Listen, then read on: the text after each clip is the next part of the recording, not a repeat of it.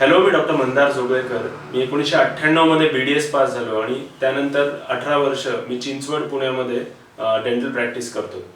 मला route कॅनल्समध्ये special interest आहे आणि मी 2010 पासून मायक्रोस्कोप वापरतोय आणि 2015 पासून मी मायक्रोस्कोप एंडोडॉन्टिक ट्रेनिंगचे कोर्सेस घेतो. तर आज मी थोडं माझ्या बेसिक एंडोडॉन्टिक कोर्सेस बद्दल बोलणार आहे. एक कोर्स मी घेतो जो basic root canal training course, ज्याच्यामध्ये 2 दिवसाचा ट्रेनिंग कोर्स आहे, आणि दुसरा जो कोर्स आहे त्याच्यामध्ये बेसिक रूट कॅनल ट्रेनिंग पण युझिंग डेंटल ऑपरेटिंग मायक्रोस्कोप. तर आज मी त्या बेसिक कोर्सेसमध्ये म्हणजे थोडंसं आपण ॲडव्हान्स इंट्रोडक्शन बोलतो, की ज्याच्यामध्ये रिट्रीटमेंट स्ट्रॅटेजीज असतात, की ज्याच्यामध्ये कर्व कॅनल्स असतात, की ज्याच्यामध्ये dentin saving procedures using specific magnifications, हे आपण बोलू. पण main stress will be on the basic root canal training.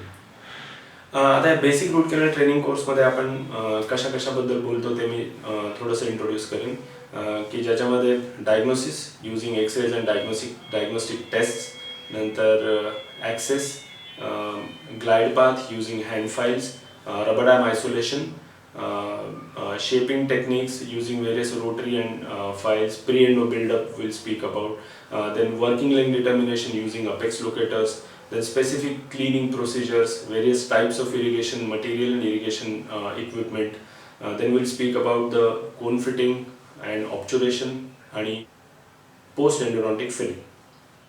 हा कोर्स कुठल्याही कंपनीने स्पॉन्सर केलेला नाहीये, त्यामुळे तुम्हाला सर्व प्रकारच्या फाईल सिस्टीम्स बद्दल आपण डिस्कस करणार आहोत आणि त्याच्यामुळे काय होणार आहे की तुम्हाला अनबायस्ड ओपिनियन मिळणार आहे.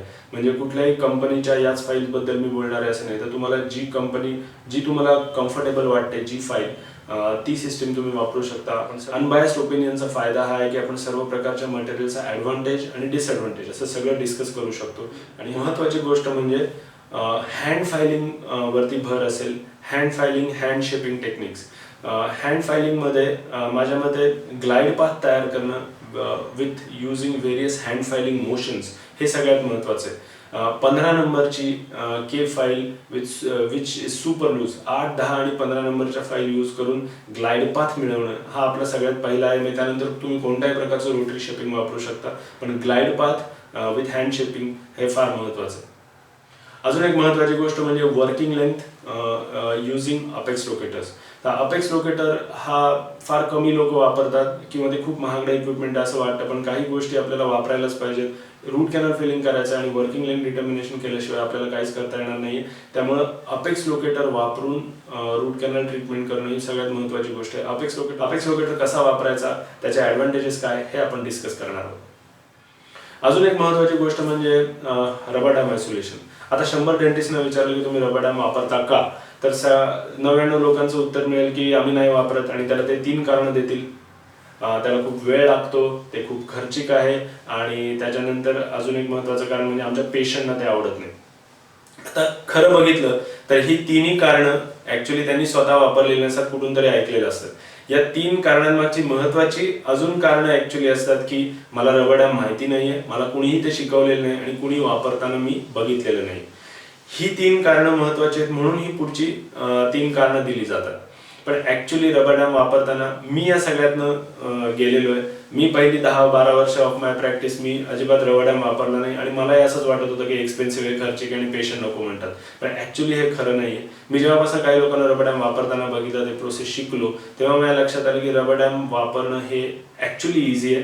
रूट कॅनल ट्रीटमेंटसाठी सिंगल दाताचं रबर डॅम ॲप्लिकेशनला वेळही लागत नाही, त्याला अत्यंत कमी वेळ म्हणजे साधारणपणे काही सेकंद किंवा 15-20 सेकंदामध्ये रबर डॅम ॲप्लिकेशन कम्प्लीट होतं. पेशंटला वेळ लागत नाही. पेशंट ॲक्सेप्ट इझिली करतो, पेशंट खोकू शकतो, पेशंट थुंकी गिळू शकतो, श्वास नीट घेऊ शकतो, काही प्रॉब्लेम येत नाही. इव्हन माउथ ब्रीदर्सला काही प्रॉब्लेम येत नाही.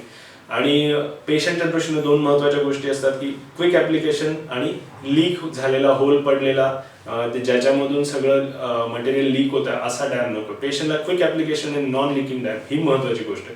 हे आपण अचीव केलं तर अजिबात काही वेळ लागत नाही, आणि रबर डॅम ॲप्लिकेशन हे फार इझी होतं. रबर डॅमचे युज्युअल ॲडव्हान्टेजेस फार महत्त्वाचे आहेत. त्याच्यामध्ये मी सगळ्यांना सांगेन की मॉइश्चर कंट्रोल, सलायवा कंट्रोल हे महत्त्वाचं आहेच. बॉन्डिंग बेटर आहे, आणि सगळ्यात महत्त्वाचं म्हणजे सेफ्टी. तुमचं कुठलंही इन्स्ट्रुमेंट आत पडणार नाही आहे किंवा तुमची फाईल आतमध्ये पडणार नाही, तुम्हाला ते टेन्शन राहणार नाही. आणि दुसरी सेफ्टीचा ॲडव्हान्टेज म्हणजे हायपोक्लोराईड हे वाहून जाणार नाही बाहेर आणि टिश्यूवरती कधी हायपोक्लोराईड पडणार नाही. पेशंटला हा फार मोठा कम्फर्ट आहे की त्याच्या तोंडामध्ये टिश्यूजवरती हायपोक्लोराईड पडणार नाही. अजून एक ॲडव्हान्टेज म्हणजे टिश्यू रिट्रॅक्शन करायला लागत नाही. इमॅजिन अ सिच्युएशन, तुम्ही कल्पना करा की लोअर सेकंड मोलरवर तुम्ही काम करताय, पेशंटचा ॲक्सेस माउथ ओपनिंग छोटा आहे, ॲक्सेस नीट नाही आहे आणि अशा वेळी तुम्हाला इरिगेट करायचं आहे पण तुम्हाला नीट इरिगेट करता येत नाही आहे. तुम्ही तुमच्या असिस्टंटबरोबर ओरडताय की असिस्टंट सक्शन नीट करत नाही आहे, ते हायपो बाजूला पडतंय, पेशंटला अनकम्फर्टेबल होतंय, patient is trying to push out, तो टंगनी ढकलतोय सगळं बाहेर आणि सलायवा कंट्रोल करण्यासाठी आणि हायपोक्लोराईड कंट्रोल करण्यासाठी असिस्टंट पण सक्शन ढकलतोय. हे सगळं आणि त्याच वेळी तुम्ही चीक रिट्रॅक्ट करता, हे सगळं तुम्हाला रबर डॅमने अवॉइड करता येतं. आणि रबर डॅम हे फार इझी आहे. तुम्ही ॲक्च्युली इथे बघू शकाल की रबर डॅम वापरून आपण इवन मोलर्स आणि लोअर मोलर्स, अप्पर मोलर्स सर्व प्रकारचं काम इझिली करू शकतो. पण त्यासाठी काही इक्विपमेंट, आर्मामेंटरियम कसं वापरायचं आणि ते खर्चिक पण नाही. ते इतकं कमी खर्च आहे ते मी तुम्हाला दाखवीन की कसं वापरायचं आणि त्याप्रमाणे या कोर्समध्ये तुम्ही ते शिकू शकता. मी अजून एक महत्त्वाची गोष्ट सांगेन, सिंपल गोष्ट आहे, प्री एंडो बिल्डअप कसं करायचं. प्री एंडो बिल्डअपने ॲडव्हान्टेजेस खूप जास्त आहेत, कारण दात हा आपला प्रॉक्सिमल कॅव्हिटीज असतात आणि त्याला प्री एंडो बिल्डअप न करता खूप लोक इरिगेशन सुरू करतात आणि इरिगेशन वाहून जातं, परत ते सलायवा कंट्रोल, मॉइश्चर कंट्रोल राहत नाही आणि at the same time irrigation सगळं पलीकडे जातं, टिश्यूजवर जातं आणि पेशंटला खूप खूप अनकम्फर्टेबल होतं. तर याची महत्त्वाची गोष्ट म्हणजे रबर डॅम लावण्यापूर्वी तुम्ही प्री एंडो बिल्डअप करा आणि मग रबर डॅम लावा. रबर डॅम लावल्यानंतर प्री एंडो बिल्डअप करा. कुठल्याही गोष्टीला पण प्री एंडो बिल्डअप म्हणजे रूट कॅनल सुरू करण्यापूर्वी तुम्हाला प्रॉक्सिमल वॉल बिल्ड करणं आवश्यक आहे. त्याचे ॲडव्हान्टेजेस महत्त्वाचे काय आहेत, तर टूथ स्ट्रक्चर पूर्ण मिळाल्यामुळे एकतर सलायवा आत जात नाही, त्याच्यामुळं रबर डॅम लावता व्यवस्थित येतो, मॉइश्चर कंट्रोल, सलायवा कंट्रोल आणि the tooth acts as a reservoir. त्यामुळे रिझर्व्हायर असल्यामुळे त्याच्यामध्ये हायपोक्लोराईड साठून राहतं आणि त्याच्यामध्ये तुम्ही बराच वेळ काम करू शकता, पुन्हा फ्रेश हायपोक्लोराईड टाकू शकता आणि पुन्हा काम करू शकता. हे रिझर्व्हायर ॲक्ट होतं कारण कॅव्हिटी पूर्ण बंद होते आणि त्या रिझर्व्हायरमध्ये मग आपलं हायपोक्लोराईड नीट साठून राहू शकतं. And because of this pre endo buildup there is no saliva entering inside आणि त्यामुळं apex locator readings are more correct and consistent. अजून महत्त्वाची गोष्ट या कोर्समध्ये मी बोलेन की irrigation techniques. There are positive pressure irrigation, there are negative pressure irrigation, there are ultrasonic activation, sonic activation, असे इरिगेशनचे पुष्कळ प्रकार आहेत. इरिगेशनचे पुष्कळ हायपोक्लोराईड, EDTA आणि क्लोरेक्झिडिन अशा वेगवेगळ्या प्रकारची मटेरियल्स आहेत. पण महत्त्वाची गोष्ट म्हणजे इरिगेशन नुसतं 2 थेंब आत सोडायचं नाही आपल्याला, ते इरिगेशन त्याचं जाऊन ॲक्ट होणार नाही, तर आपल्याला कुठल्या तरी इन्स्ट्रुमेंटनी आतमध्ये ॲक्टिवेट करायचं. ही सगळ्यात महत्त्वाची गोष्ट आहे आणि ते कोणत्या प्रकारचे इक्विपमेंट आहेत, ते इकॉनॉमिकल, त्याचे काही अल्टरनेटिव्ज आहेत, हे सगळं आपण या कोर्समध्ये बोलणार आहोत. अल्ट्रासॉनिक ॲक्टिव्हेशन असेल किंवा सॉनिक व्हायब्रेशन असेल किंवा पॉझिटिव्ह प्रेशर इरिगेशन असेल, निगेटिव्ह प्रेशर इरिगेशन असेल किंवा combination of all these techniques असेल किंवा गटापरच्या cone pumping which is called manual dynamic agitation, ह्या सर्व प्रकारच्या आपण डिस्कस करू आणि त्यातले काही इकॉनॉमिकल अल्टरनेटिव्ज आपण या कोर्समध्ये बोलणार आहोत. ऑब्झर्वेशन बद्दल मला काही गोष्ट सांगावीशी वाटते महत्त्वाची, की ऑब्झर्वेशन म्हणजे एक व्हाईट लाईन मुळाच्या टोकापर्यंत ती नेणं असं नाहीये, तर बेटर क्लीन्ड रूट कॅनल आणि त्याच्यामध्ये कोन फिटिंग ऑफ मास्टर कोन हे सगळ्यात महत्त्वाचं आहे. त्यामुळे मी नेहमी मास्टर कोन कसा तुम्ही कोन फिटिंग करता याच्यावरती मी जास्ती वेळ घेतो आणि रूट कॅनल चेक करताना मी नेहमी विचारतो मास्टर कोन एक्सरे आहे का. तर मास्टर कोन एक्सरे माझ्या दृष्टीने महत्त्वाचा आहे, कारण त्याच्यामध्ये कोन फिटिंग तुमचं किती परफेक्ट आहे कळतं.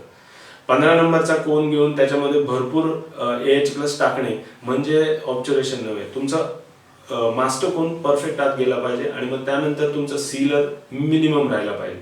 तर ही महत्त्वाची गोष्ट आहे ऑब्झर्वेशनमध्ये. ते आपण नीट डिस्कस करू की स्टेप बाय स्टेप ऑब्झर्वेशन कसं करायचं आणि वॉर्म वर्टिकल ऑब्झर्वेशन कसं करायचं ते आपण डिस्कस करू. नंतर पोस्ट एंड्रोंटिक फिलिंगबद्दल आपण बोलू, त्याचे काही व्हिडिओज बघू आणि काही महत्त्वाची गोष्ट म्हणजे मोटिवेशन. चांगलं काम करायला तुम्हाला इम्प्लिमेंटेशन करण्यासाठी तुम्हाला थॉट प्रोसेस बदलायला लागते. काही नवीन गोष्ट तुम्हाला शिकायची आहे, करायची आहे आणि ती जर तुम्हाला पूर्ण तुमच्या हातामध्ये बसवायची असेल तर तुम्हाला तुमची थिंकिंग प्रोसेस, तुमची विचार करण्याची पद्धत बदलायला लागते आणि ते ॲक्सेप्ट करायला लागते की हे मला शिकायचं आहे. प्रॉब्लेम असा होतो कुठली नवीन गोष्ट शिकताना मन नको म्हणतं, कम्फर्ट झोनच्या बाहेर जायला कोणी नको म्हणतं. त्यामुळे थिंकिंग प्रोसेस चेंज झाली तर तुम्ही इम्प्लिमेंटेशन सुरू करता. त्याच्यामध्ये मी तुम्हाला सजेस्ट करेन की काही इंटरनेट फोरम्स आहेत, तिथे तुम्ही डॉक्युमेंटेशन शिका, फोटोग्राफ्स, व्हिडिओज, एक्सरेज डॉक्युमेंट करायला शिका. केसेस तुमच्या वाढत जातील. जसं तुम्ही रोज रूट कॅनल करताय त्या केसेस ठेवा. जसं तुम्ही स्वतःच्या केसेस बघाल तसं तुम्हाला लक्षात येईल की आपण कुठे चुकतोय, कुठे हे करतोय. केसेस प्रेझेंट करा आणि तुम्ही हळूहळू बेटर रूट कॅनल ट्रीटमेंट करायला लागाल, याचा मला विश्वास आहे. Thank you. Happy endodontics and let's see in my basic endodontic course.